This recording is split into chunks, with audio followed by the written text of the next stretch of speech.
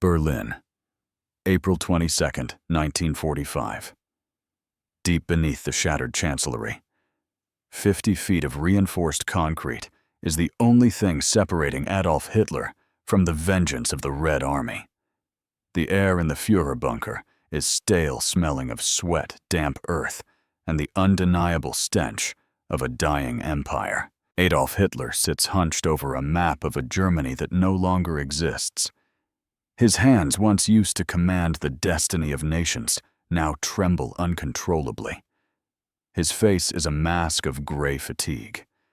For years, he believed he was the master of the Blitzkrieg, the lightning war. But in these final, claustrophobic hours, he isn't reminiscing about his own triumphs. He is speaking about the one man who stole his lightning. Patton. Hitler whispers, his voice a dry rasp. Patton is the one you could never stop. The room filled with high-ranking officers who once dreamed of world conquest falls into a haunted silence. They don't argue. They don't offer excuses, because they know that in the chaos of the Western Front, George S. Patton wasn't just a general. He was a force of nature that the German war machine simply could not calculate. To understand why the most powerful dictator in the world became obsessed with an American general, we have to look back to the moment Hitler made his greatest mistake. He underestimated the American spirit. March 1943. North Africa. The reports arriving at the Wolf's Lair were glowing. Rommel's Africa Corps had just decimated American forces at Kasserine Pass. Thousands of Americans were captured, their tanks left smoldering in the desert heat. Hitler read the reports and allowed himself a smug smile. To him, Americans were not warriors. They were merchants. Soft, pampered men playing at a game they didn't understand. He genuinely believed that the U.S. Army would fold the moment they faced the master race. But then a new name appeared in the intelligence briefs, George S. Patton. He was given command of the shattered Second Corps. At first, Hitler barely blinked. To him, it was just another name, another inevitable failure. He was wrong. Only 3 weeks later, those same broken American units struck back at El Guetar. They didn't just attack. They fought with a terrifying, calculated aggression. German positions that were thought to be impregnable were overrun in hours. Hitler frowned at the map. One man shouldn't make this much of a difference, he muttered. His staff tried to reassure him. They called Patton a reckless cowboy who would eventually destroy himself. Hitler chose to believe them. He put Patton out of his mind, dismissing the victory as a fluke. He didn't realize that the merchant had just found his greatest salesman of destruction. July 1943, the Allied invasion of Sicily. Hitler's gaze was fixed on the British general Bernard Montgomery.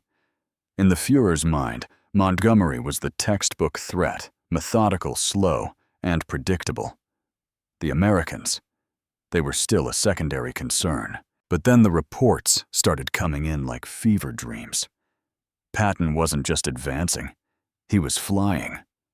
He was racing across Sicily through mountain passes that German engineers had labeled impassable for armor. He ignored supply lines. He bypassed strong points. He was moving so fast that German intelligence couldn't update their maps fast enough. When Patton reached Messina, first beating Montgomery to the prize and mocking the German defensive plan, Hitler called an emergency conference. He demanded to know who this man was. The file landed on his desk. A 57-year-old cavalryman who believed he had been a Greek hoplite and a Napoleonic marshal in past lives. A man who wore ivory-handled revolvers like a character from an American Western. Hitler laughed. He dismissed Patton as a theatrical showman, all flash and no substance. He thought Patton was more interested in his own legend than in strategy. But General Alfred Jodl, the man responsible for German operations, saw something deeper. He looked at the chaos Patton left in his wake and warned, "Mein Führer Patton does not think like a modern general. He thinks like a raider. Hitler paused. A raider doesn't care about holding ground or protecting his flanks. A raider seeks to shatter the enemy's spirit. For the first time, Hitler began to feel a sliver of genuine unease. This wasn't a merchant playing at war. This was a predator. Spring 1944, the most critical moment of the war. Hitler was obsessed with one question: where would the Allies land in France? He knew his Atlantic Wall could only hold if he placed his strongest divisions in the right spot. German intelligence looked for the man they feared most. They found him in southeast England, commanding the 1st U.S. Army Group. Fusag positioned directly across from Pas-de-Calais. To Hitler, the logic was ironclad. The Allies would never waste their most aggressive, most dangerous offensive general on a diversion. Where Patton was the real invasion would be. Hitler ordered the 15th Army 15 elite divisions, the strongest force in France, to stay at Calais and wait for Patton. June 6, 1944, D-Day. The world watched as the Allies landed at Normandy. But Hitler's first question wasn't about the beaches. It was, where is Patton? The answer: Patton was still in England, still at Calais. Hitler relaxed. He told his generals that Normandy was the fake. He believed the real invasion, led by his rival Patton, was still coming. For 7 critical weeks, while Erwin Rommel begged for reinforcements to save the German lines at Normandy, Hitler kept his best troops sitting idle at Calais, staring at the sea, waiting for a general who wasn't there. By the time Hitler realized the truth, it was too late. The 1st U.S. Army Group didn't exist. The tanks were made of rubber. The planes were made of wood. The radio traffic was a script. Patton had been commanding an army of ghosts. Witnesses say that when Hitler finally realized he had been outplayed, he didn't scream. He didn't rage. He sat in a stunned, cold silence, staring at the map. The Allies had used Hitler's own respect and fear of Patton as a weapon against him. He had been outthought by the showman, and the humiliation was only just beginning. August 1st, 1944. The deception was over. The ghost became flesh and blood. George S. Patton was activated in Normandy at the head of the Third Army, and the German Western Front began to disintegrate at a terrifying speed. For Hitler, the morning briefings in August became a ritual of despair. Each day, the pins on the map representing Patton's tanks had moved farther than anyone thought physically possible. On August 3rd, the Third Army broke through at Avranches. Hitler screamed for an immediate counterattack. He ordered his commanders to seal the breach and contain the madman. But Patton wasn't waiting to be contained. By August 7th, the German counterattack at Mortain failed miserably. Why? Because Patton was already 50 miles behind them. Hitler stared at the map in the wolf's lair, his eyes wide with disbelief. How? He demanded. How can they move this fast? His logistics officers explained that by all military doctrine, Patton should have stopped. He was outrunning his fuel, outrunning his food, and leaving his flanks wide open. According to the German way of war, Patton was being reckless. He was breaking every rule in the book. Hitler's response was cold. But he hasn't stopped, has he? By August 15th, Patton's tanks were 150 miles from their starting point. Field Marshal von Kluge sent a desperate message to Hitler. Mein Führer, we cannot establish a defensive line.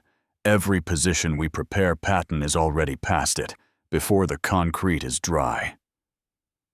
This was Hitler's ultimate nightmare. The German military, the Wehrmacht, was built on precision calculation and predictable operations. They could fight an enemy who followed the rules.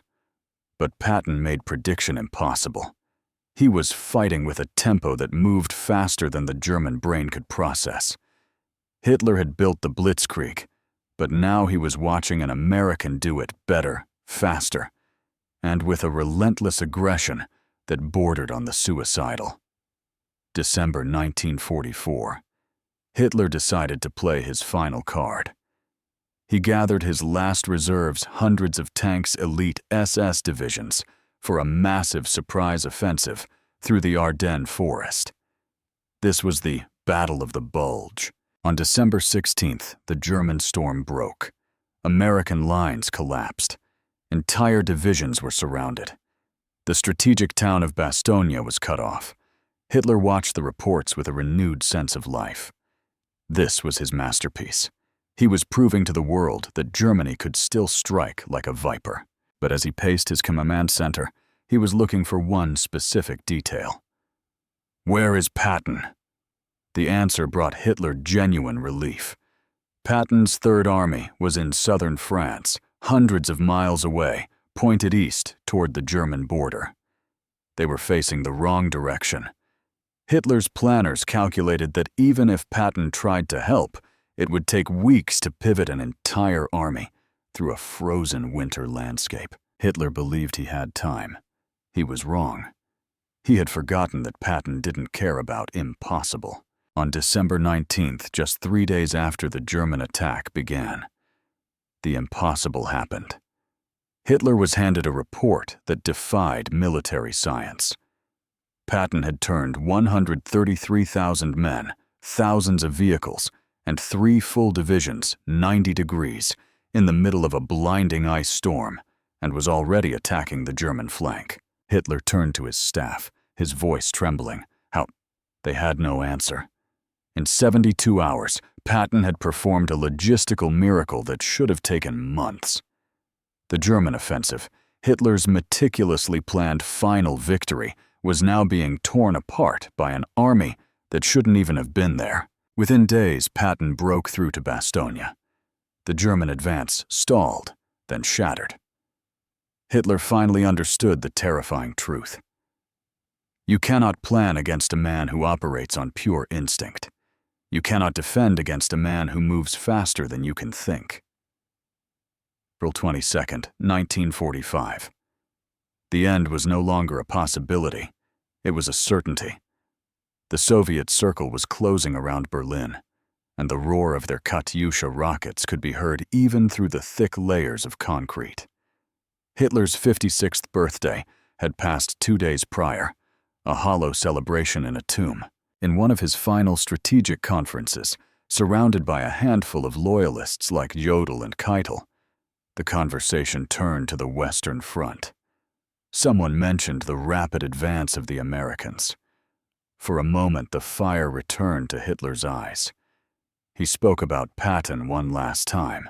According to the post-war testimony of the generals present, Hitler's tone had shifted. It was no longer the mockery of 1943 or the rage of 1944. It was something far more chilling recognition. Of all the Allied generals, Hitler allegedly said Patton was the most dangerous, not because he was the smartest, and certainly not because he had the most tanks. He was dangerous because he was the only one who truly understood what I built the Wehrmacht to do. The room went silent. Hitler continued, his voice barely a whisper against the thud of shells. Patton fights the way we were supposed to fight. It was the ultimate admission of defeat. Hitler had created the Blitzkrieg to make defensive warfare obsolete. He believed in speed and striking before the enemy could prepare, and in creating chaos so fast that the enemy's command structure would simply paralyze. Germany had done it to Poland. They had done it to France. But in the end, Patton had done it back to Germany, and he had done it better. Hitler acknowledged that speed warfare has no nationality, only practitioners. The Americans had found a man who practiced it with more soul and more aggression than even Germany's finest generals. As the bunker shook, Hitler kept asking for Patton's exact location. Not because it would change the outcome of the war, but because he viewed Patton as a force of nature, like a hurricane or an earthquake. You didn't defeat a force of nature, you simply waited for it to pass. On April 30th, 1945, Adolf Hitler took his own life. At that very moment, George S.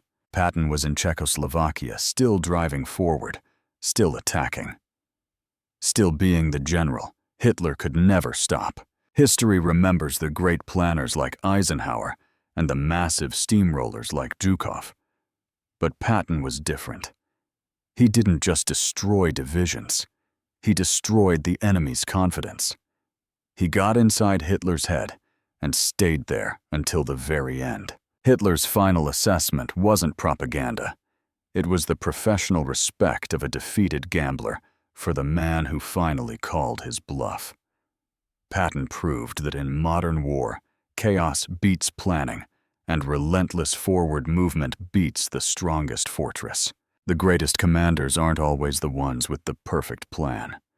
Sometimes, they are the ones who make their enemies stop planning altogether. The truth of the war is often hidden in these private moments of realization. If you want to discover more untold stories from the shadows of World War II, make sure to subscribe and hit the bell icon. Because history is never just about who won, it's about the legends who defined the fight.